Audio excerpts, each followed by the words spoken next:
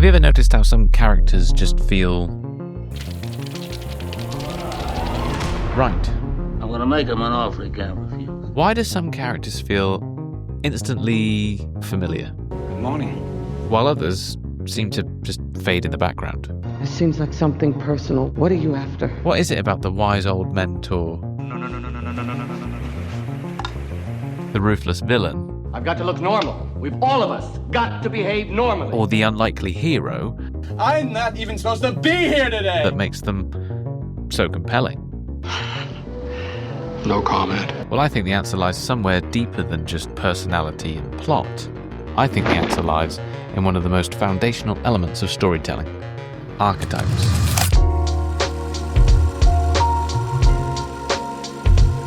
Archetypal characters aren't just storytelling tropes, they're the foundation of every great story.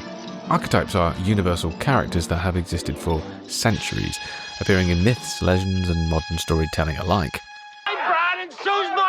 They tap into something universal, something timeless, making stories feel instinctively familiar and emotionally powerful. I loved you in Wall Street!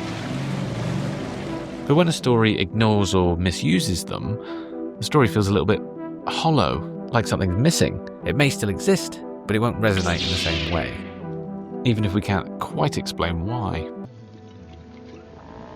What the f***? At the heart of every great story are 4 key archetypes: the hero, the character who undergoes transformation; the mentor, the wise figure who guides them; the shadow, the force of opposition that defies the hero's struggle; and the herald, the character or event that sets everything in motion. Each plays a crucial role. Without them, the story risks falling apart. What's wrong, baby? The hero is the heart of the story. They face trials, grow, and in the end return changed. Andy Dufresne is a quiet, intelligent man who is wrongfully imprisoned for murder. His journey is about survival, hope, and ultimately redemption.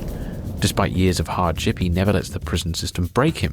Instead, he outsmarts his captors and finds his freedom, proving that resilience and hope can triumph over injustice. The mentor is the one who helps the hero navigate their path, offering wisdom, tools, and training for success. Red is the seasoned inmate who understands the unspoken rules of Shawshank.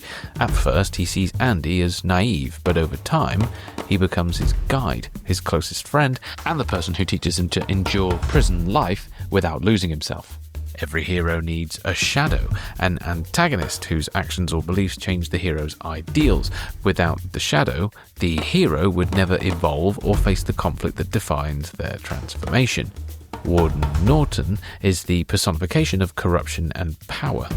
He uses religion as a front while running Shawshank like his own personal empire, exploiting prisoners for profit. He opposes everything Andy stands for: hope, justice, and freedom. Their conflict isn't just physical, it's a battle of ideals. The herald delivers the call to adventure, urging the hero to step out of their ordinary world. While the herald may seem like a minor element, without it the hero's journey would never begin. In the Shawshank Redemption, the herald comes in 2 forms. The first is the moment Andy learns about the possibility of clearing his name. This sparks his final plan. The second is at the end, when Red finds Andy's letter and the buried money, calling him toward a new life outside prison. These moments don't just push the characters forward, they awaken something in us too, reminding us that transformation begins the moment we dare to imagine a different path. Message! But unfortunately, not every film gets this right. For instance, let's take a look at the 2017 film adaptation of The Dark Tower. This is a film that had all the key ingredients to make a great story, but unfortunately, in my opinion, fell a bit flat. Why? Well, mainly because it misused its archetypal characters. The protagonist, Jake Chambers, is meant to be the hero, but his journey lacks real transformation. He never truly struggles or faces failure, making his arc feel weightless. Then there's Roland the gunslinger, who should act as Jake's mentor, but instead of guiding him through the meaningful journey, Roland provides little actual wisdom or training. The relationship between the two feels underdeveloped, weakening the emotional core of the story. A great antagonist should define the hero, but the Man in Black, played by Matthew McConaughey, is more of a generic villain than a true shadow archetype. He's all-powerful and unstoppable, yet Jake and Roland never have a deep personal or ideological conflict with him, making the stakes feel shallow. Even the Herald is mishandled. Jake's call to adventure is vague and unclear, making his decision to enter this new world feel unmotivated rather than an urgent life-changing moment. Again, The Dark Tower had everything it needed to be a success. All the key ingredients and characters were in place from the novel series, but because they weren't properly developed throughout the film, that's why it fails to resonate. Damn! Again, archetypal characters are not just storytelling tropes.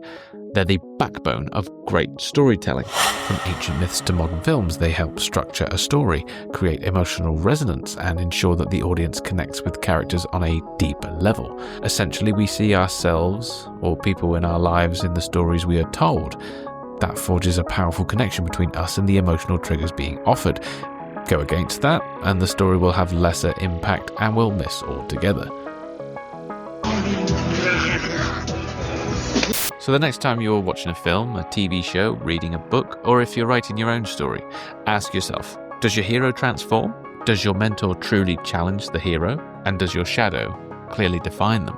If these are correct, the story will have resonance and it will connect with audiences long after the credits roll. Well, me, I don't give a flying Dutchman about this production. If you enjoyed this video, please do consider hitting the like button and subscribe for more deep dives into storytelling elements. And let me know in the comments which books, films, shows do you think absolutely nailed archetypes. I'll see you in the next one.